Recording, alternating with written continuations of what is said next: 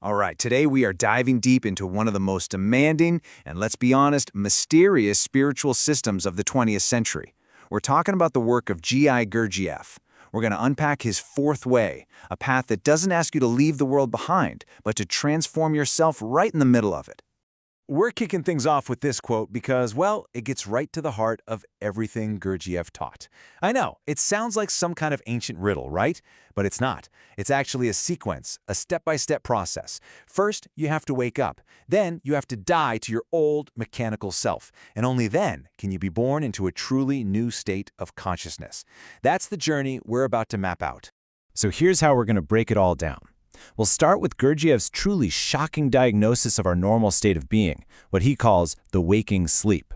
Then, we'll get into the nitty-gritty of why we're asleep by looking at the human machine.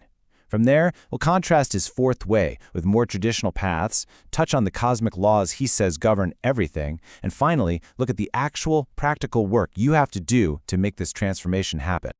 Okay, let's jump right into the first and maybe the most challenging idea in this whole system. Seriously, everything else Gurdjieff talks about is built on this one foundational claim. Here it is. Gurdjieff's central claim is that most of us walking around in our everyday lives are not truly conscious. We're asleep. Our thoughts, our feelings, our actions, they're almost all completely automatic, just a machine running on random associations. You know how it is, right? A song on the radio reminds you of something, which triggers a feeling, which makes you say something you didn't plan to say. Gurdjieff would say you're not living in that moment. You are being lived by those associations. You're not in the driver's seat.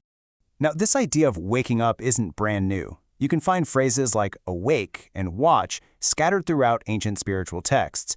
But here's the crucial difference. Where most might see a metaphor for being, a good person, Gurdjieff insisted this is a literal psychological fact. We are dreaming while our eyes are wide open, and the very first step toward anything real is to see that fact for yourself. Okay, so if we're all asleep, what's keeping us that way? What are the gears and levers that keep us in this state? Well, Gurdjieff gives us a pretty detailed schematic of our inner world, what he calls the human machine. He starts by splitting us into two parts. First, there's essence. That's the real you, your true, inborn nature. It's who you were as a very small child before the world got to you. Then there's personality. This is everything you've picked up along the way, all your opinions, beliefs, habits, the whole mask. It's completely artificial. The big problem, for almost all of us, is that this artificial personality completely takes over and buries our true essence so deep we forget it even exists.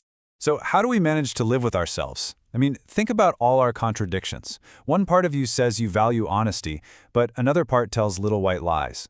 You say you want to be healthy, and then you reach for the junk food. Gurdjieff says we have what he calls buffers. They're like internal shock absorbers that stop us from feeling the painful friction of our own hypocrisy. They keep things running smoothly, sure, but they also keep us comfortably asleep and make any real, meaningful change almost impossible. To really drive this point home, Gurdjieff uses this fantastic allegory. Picture this.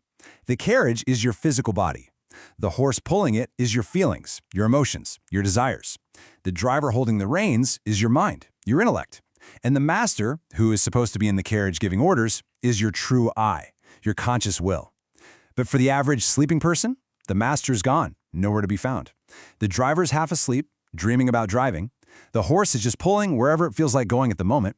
And the poor carriage is just getting banged around. There's no connection, no unity, literally no one is in charge.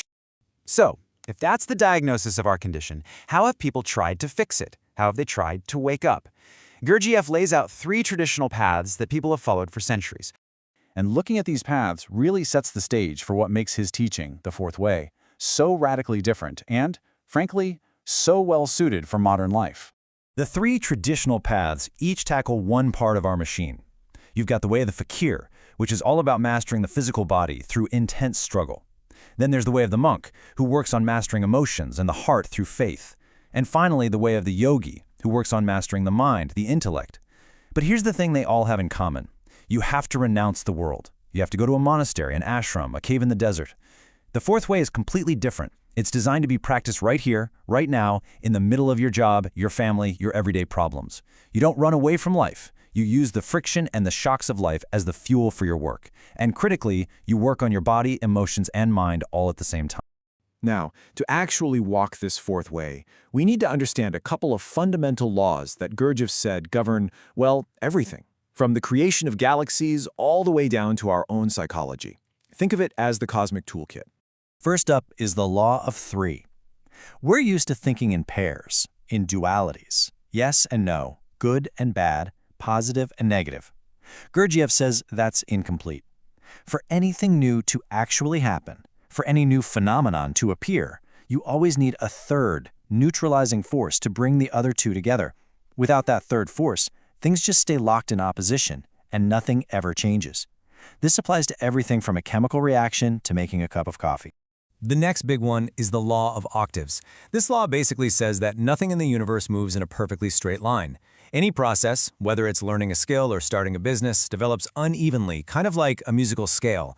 And at certain predictable points, what he calls intervals, the line of development will swerve off course. Have you ever started a new diet or exercise plan? It goes great for a few weeks and then you hit a wall. That's an interval. To keep going in the original direction, you need a conscious, intentional shock. Without it, the energy just fizzles out or goes somewhere else, and the original goal is lost. This is why so many of our best intentions just fail. So, now that we have this framework, we know we're asleep, and we know about the cosmic laws. How do we actually start the work? How do we apply those conscious shocks to our own sleepy machine? The absolute key here is something Gurdjieff called a super effort. See, ordinary effort doesn't really count for inner work. Your machine makes you get up and go to your job. Your machine makes you eat when you're hungry. A super effort is different. It's a voluntary effort you make when you're already tired, when there's absolutely no external need for it. That voluntary choice to go against the easy path, against the grain of the machine, that is what creates the inner fire necessary for real change. And here is a very concrete, practical exercise Gurdjieff gave for building the ability to do things on purpose, instead of just letting life happen to you. It's about sitting down, watching the chaos of your own thoughts without getting swept away by them, and then consciously choosing one small, achievable goal. Then you pour all your focus into it. This simple act of achieving even one tiny voluntary aim begins to build that inner muscle of will. It's the first step toward finding the master for your carriage. Ultimately, the goal of all this work is to fundamentally change who you are. It's about moving from that passive, fragmented state where you're just a collection of random reactions to an active, unified state.